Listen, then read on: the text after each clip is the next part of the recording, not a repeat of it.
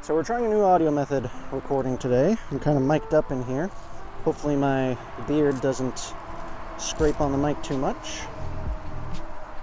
And you'll be able to hear me a little clearer over the roaring sound of traffic, because we're not too far away from a main thoroughfare. But far enough away that the bees don't get smooshed by oncoming vehicles. Hey folks, Kirley here, Drone Division, and I'd like to welcome you to Kirley's Bee Vlog Episode 5. We're in the process of looking over the footage, and I'm in control of the start and the stops and the pauses and the fast forwards, and I'm here to make some editorial adjustments. Today's vlog is all about a term I'm going to be calling Hive Anxiety, which is the fear of having a bunch of my sisters buzzing around your face while you're trying to work a hive, that is. But here, I'll let my keeper explain it. So, it's truth time. I have been noticing that my anxiety levels around the hive skyrocket when I'm working the bees. And that's not really something that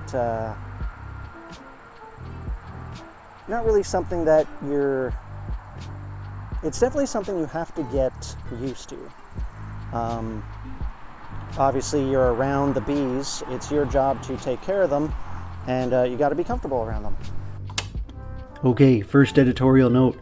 Let's bump her up to HD, eh? There, that's better. So I did some searching online, and I found a program called exposure therapy, which is a very fancy way of saying just spending time with the thing that makes you scared in very small increments. Basically, I'm going to be standing away from the hive today, and I'm going to wait around until I am bored. Bored? Well, excuse me, princess. Didn't know I was taking up your day. Oh, I'm just busting balls. How could you get bored with all this on the go? All right, ladies, out of the way. Buzz, buzz, buzz, buzz, buzz. All right, back to it. And then I'm going to approach the hive, and I'm going to be closer to the bees until I am bored. And then I'll pop the top, and I'll just watch them until I am bored. And it's all about managing your anxiety levels. What I find most harrowing is when they're checking out who I am.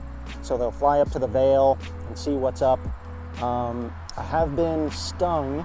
It was an armored sting, so it actually went into the glove, and I didn't feel anything. But the bees were attacking me. It was my own fault. I was being too herky-jerky with them. As I stated before in one of my older videos, you almost have to move like you're underwater with the bees. You got to be very smooth, very calculated. And it's tough when you have big, gloved sausage fingers. You can't be as dexterous. So we're going to try that today. We're going to get used to the bees.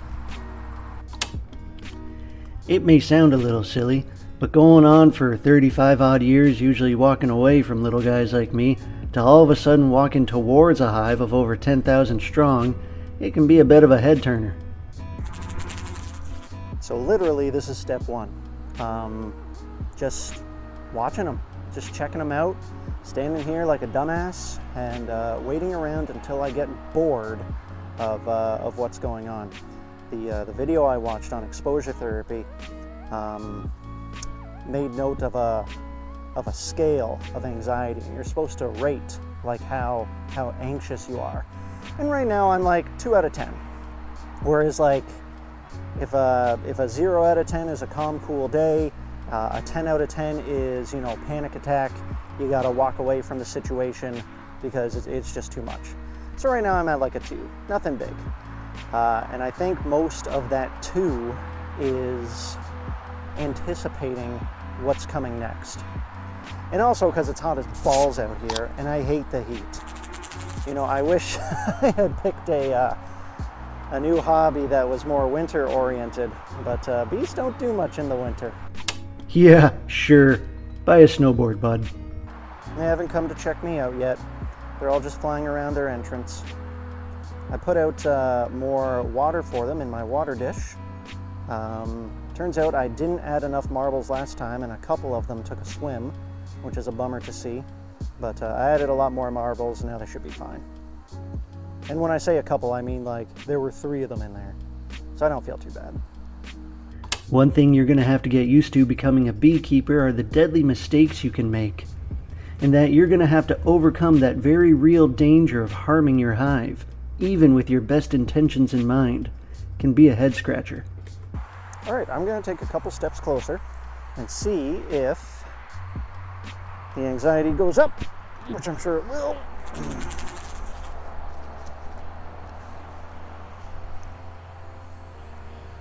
So now I'm right next to him. If I wasn't in a bee suit, I'm sure I'd be, 10 out of 10. But this isn't too bad. Just chilling out by the hive. Which, may I add, can be a very calming pastime. Watching all my sisters going in and out of the hive with pollen on them is really neat to watch and take in. I'm at like maybe a 3 or 4. I can feel it in my shoulders. You know that anxious feeling you get in your shoulders? That's what I'm feeling right now. I don't like that. But again, it's something that if you want to become a beekeeper, you need to get used to. You need to be able to harness it and get over it. Because as silly as it sounds, there's a lot of little lives that are depending on you. And if you take up this hobby, it's not something you can really walk away from. Sure, you can sell off your hive and to an already established beekeeper, but where's the fun in that? You gotta climb those mountains. Oh, wow, how poetic. Hey, Robert Frost, pitter patter, bud.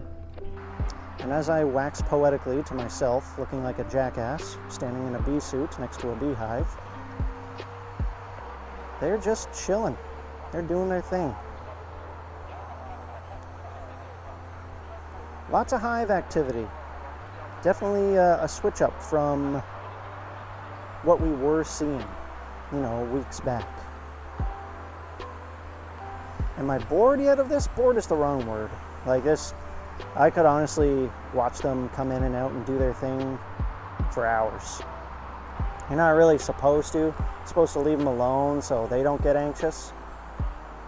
But I'm just saying is all. Told ya. So we got our smoker loaded up. We're headed back to the hive. And now we are going to kind of dig into it.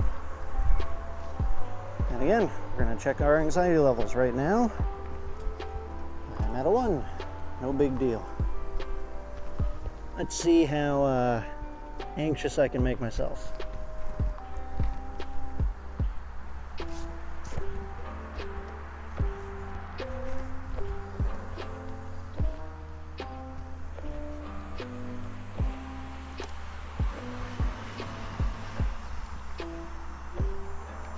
That's a good sign. Usually I see a couple spiders in there, but no spiders today, which is good. Little editorial note, I'm going to be slicing in some footage from our last inspection, just to break up the monotony of this shot. This guy's got to hire a film crew or something. There's like no smoke coming out of that.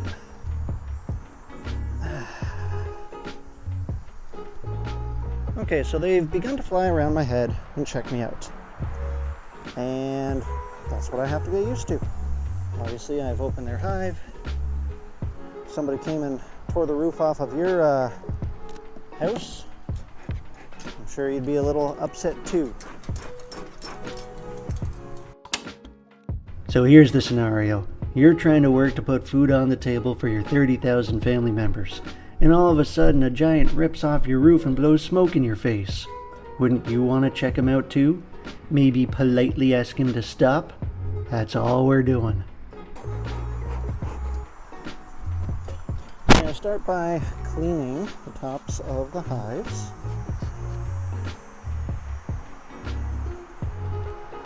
See, there's one already that's kind of pissed off at me. He's checking me out. My anxiety, I should be giving my levels. I'm at like a 4 or 5. Not super anxious, but wary of the fear. Breathe. Take a step back. Learn to enjoy it. Exposing yourself to what irks you is the first step in this exposure therapy, and a great way to subvert any anxiety you may have. I haven't really drawn out this comb yet. Anxiety is starting to spike. Say I'm at like a 5 or 6. This one checking out my veil, 7 or 8.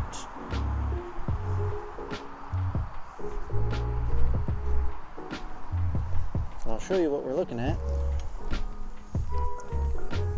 There's a couple buzzing around my head, and it's the buzzing that really I find sets me off. Maybe I should listen to some music while I do this. Kind of drown that out.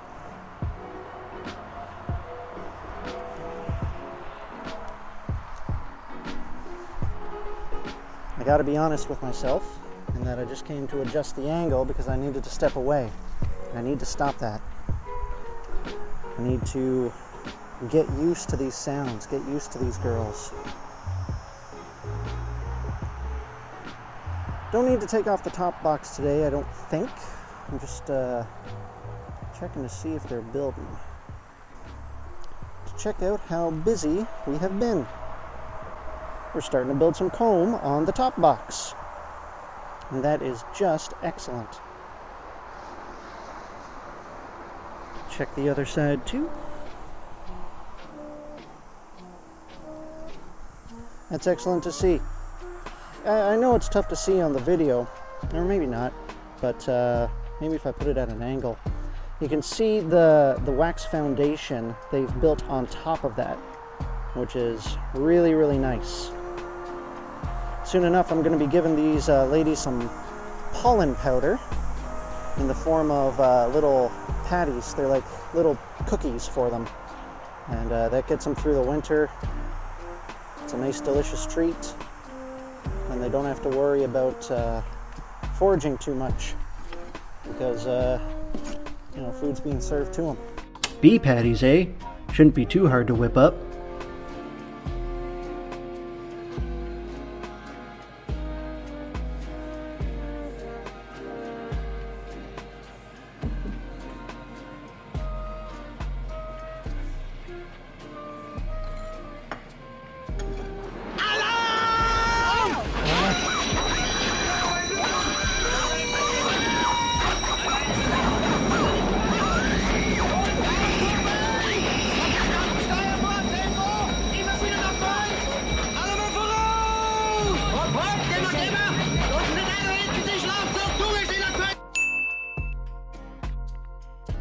What a beauty. Kind of want to leave them alone, but is that a cop-out to my anxiety issue? Because really this bottom one is where all the action is. At that point, am I satisfying my own goals here at the expense of stressing out the ladies? Because I just did another hive inspection. We might have to do this in 2 parts. Because I don't want to bum them out too much at all, really. Is that a bumblebee? No, it's just a very fuzzy honeybee attacking a black fly. You get him, buddy. You're a spicy little girl, aren't you? Oh, her? That's Betty. She pulled guard duty tonight. When the keepers aren't around, we have to fend off mites and moths and ants and flies. Basically anything that wants to share our hive. And I got some flying around. There's none in the veil, which is great. Oh, I had one land on my veil, and I didn't freak out. That's good. That's good. I like that. I do like that. So, not too freaked out yet, which is great. I'm going to spend a little more time around them today, but I don't want to bug them too much because bees don't like to be bugged. They like to do their own thing, and they like to do their own thing with their hive. If you're out here every day as a beekeeper, constantly like moving them, shifting them, working them around, it's not good for them. It's not good for the hive.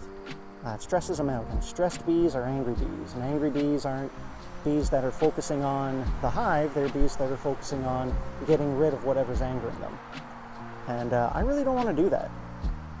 So I might leave the bottom box for today and do that next week. But small steps, fairly successful. I'm going to spend a little more time in the top box and then leave these ladies be.